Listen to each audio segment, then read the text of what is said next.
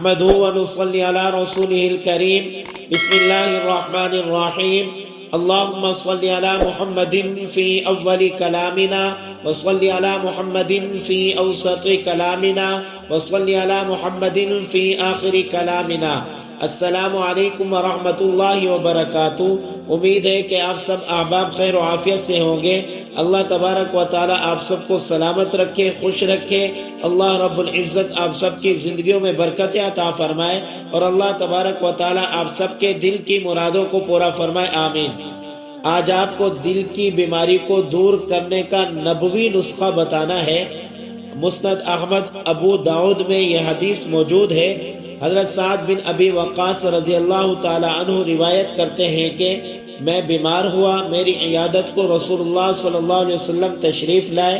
انہوں نے اپنا ہاتھ مبارک میرے کندھوں کے درمیان رکھا تو آپ صلی اللہ علیہ وسلم کے ہاتھ مبارک کی ٹھنڈک میری ساری چھاتی میں پھیل گئی۔ پھر فرمایا کہ اس سے دل کا دورہ پڑا ہے، اسے حارث بن کلدہ کے پاس لے جاؤ جو ثقیف میں مطب کرتا ہے۔ حکیم کو چاہیے کہ وہ مدینہ کی 7 عجوا کھجوریں گٹھلیوں سمیت کوٹ کر اسے کھلا دے۔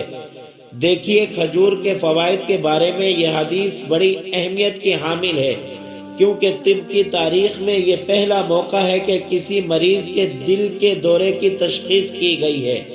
دل کے دورے کے لیے عجوا کھجوریں گٹھلیوں سمیت کوٹ کر کھلانا بہت ہی مجرب اور بہت ہی زبردست نسخہ ہے۔